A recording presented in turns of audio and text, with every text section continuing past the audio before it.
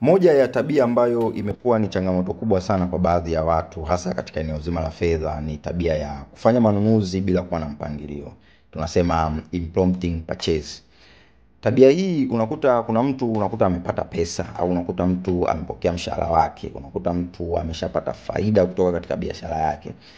Unajua kuna baadhi ya watu wakishakuwa tu na pesa mfukoni ni kama huwa wanachanganyikiwa fulani hivi. Yaani chochote ambacho anakiona mbele yake atataka akinunue. Akiona kiatu kizuri kakipenda, atataka anunue. Akiona shati zuri kalipenda, atataka anunue. Akiona gauni zuri kalipenda, atataka anunue. Yaani karibia kila kitu ambacho anakiona atataka akinunue. Sasa hii ni changamoto kubwa sana na ni mbaya kwa sababu mara nyingi unaweza ukajikuta unanunua kitu kwa bei ya juu sana kwa sababu kwanza haukufanya utafiti kuhusu hiyo bidhaa. Kwa hiyo utajikuta unanunua kwa bei ya juu sana.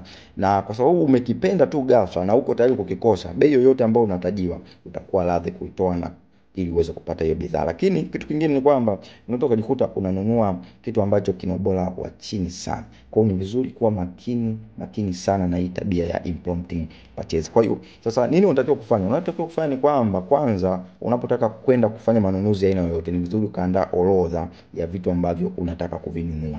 Orodha itakurahisishia wewe kuandaa pesa ambayo inaendana na gharama za vitu ambavyo unataka kuvinunua. Kama vitu vyako vilikuwa vinagharimu shilingi 100,000, hakikisha unatoka na 100,000 mfukoni, lakini inashauriwa hakikisha unatoka na kiasi cha ziada kama dharura. Kama vitu vyako ulivyotaka kununua vinagharimu labda 100,000, beba 20,000 kwa ajili ya ziada. Usije ukaingia kwenye manunuzi ambayo haukupanga kuyafanya kwa sababu baadaye yatakuja ya kugharimu sana. Lakini kitu kingine ambacho unatakiwa kuzingatia ni kwamba unatakiwa kuwa na budget. Budget ni mapato na matumizi. Budget ndio inakuambia kwamba pesa unazozipata zinatakiwa zitumike katika 1, 2, 3 kuendana na wewe vile ambavyo unataka. Usipokuwa na budget tafsiri yake ni kwamba pesa unazozipata ndizo zitakuongoza katika kufanya manunuzi ya kila aina.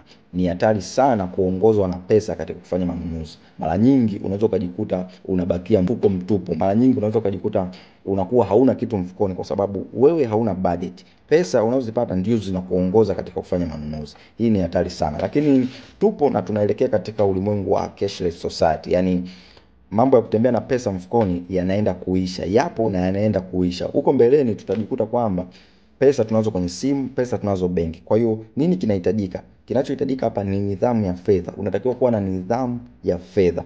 Hakikisha haufanyi manunuzi ambayo haukuyapanga.